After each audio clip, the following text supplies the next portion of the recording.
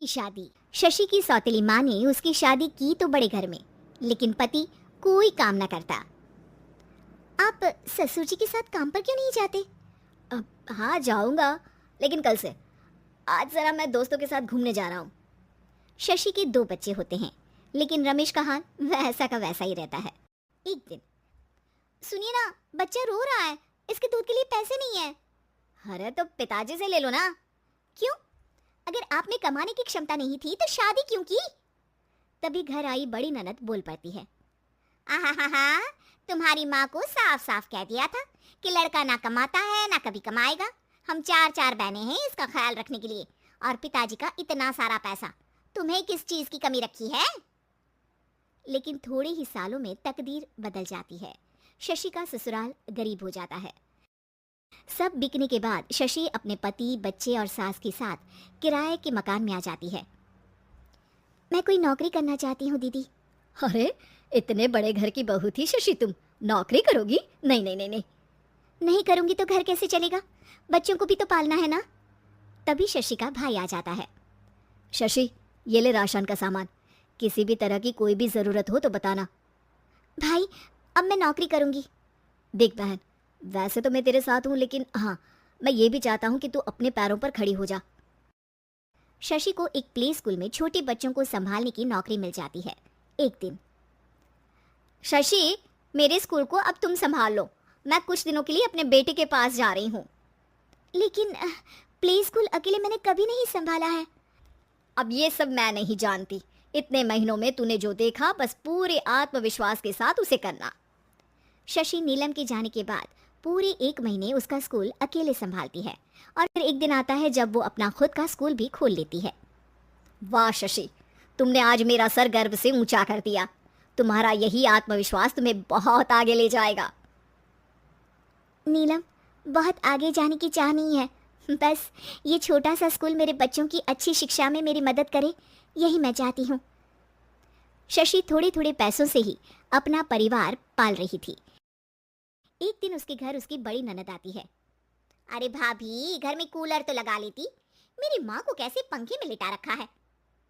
अरे तो शशि कौन सा एसी लगा कर सो रही है, वो भी तो यहीं रहती है ना मेरे पास।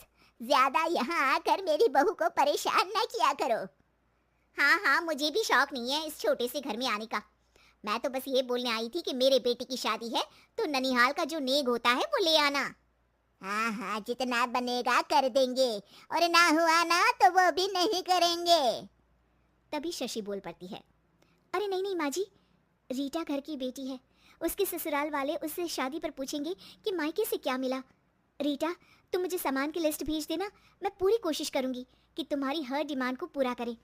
अच्छा, मैं खाना लगाती हूँ। शशि ये बोलकर किचन में चली जाती है। धीरे धीरे कर शशि किसी न किसी तरह अपनी सारी ननदों की डिमांड भी पूरी करती, बच्चों की ख्वाहिशें भी, और उनकी पढ़ाई के लिए पैसे जोड़ती।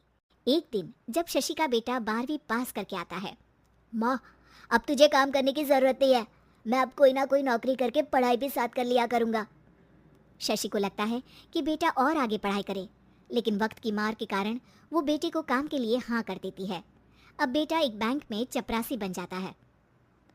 लड़का, देखने में तो बड़ा अच्छा है, अंग्रेजी भी पटर पटर बोलता है, फिर चपरासी क्यों? लड़का सारी बात मैनेजर को बता देता है। अच्छा, तो मैं तुझे एक मौका देता हूँ, तू यहाँ रहकर दूसरे डिपार्टमेंट का भी काम सीख। अगर तू किसी एक का भी काम अच्छे से सीख गया तो मैं तुझे यहाँ टेबल चेयर में बैठने वाली नौकरी दे दूंगा। लेकिन एक दिन शशि की ननद उसे फोन करती है।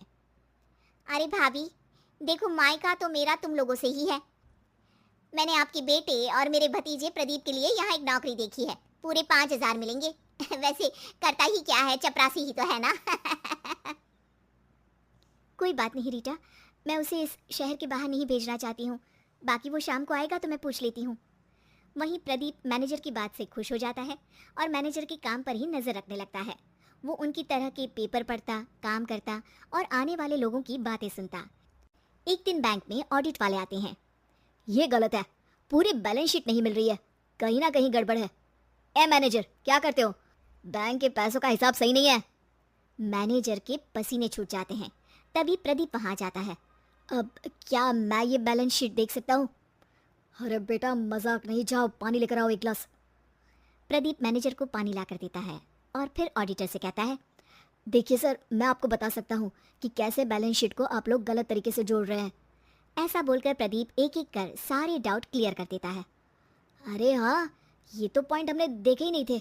गुड, कौन है ये बच्चा? तभी मैनेजर बोल पड़ता है, अब हमारे यहाँ अकाउंट में नया आया है। ऑडिटर के जाने के बाद, वाह प्रदीप, आज तो तुमने मेरी नौकरी बचा ली।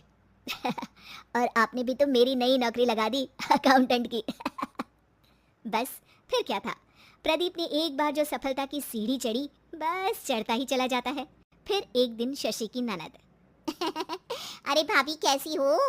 घर को तो बड़ा ही सुंदर चमका रखा है। अरे बेटी कैसे आना हुआ? तू तो इस छोटे से घर में आना भी नहीं चाहती थी, कोई खास काम है क्या? अब हाँ, वो माँ, मेरा जो मजला बेटा है ना, वो अकाउंट से पढ़ाई कर रहा है, तो प्रदीप से बोलकर उसकी भी कहीं अच्छी नौकरी लगा दो ना। सास और शशि समझ जाते हैं कि कैसे पैसे आते ही लोगों के बात करने के तरीके से लेकर रिश्ते निभाने तक में बदलाव आ जाता है।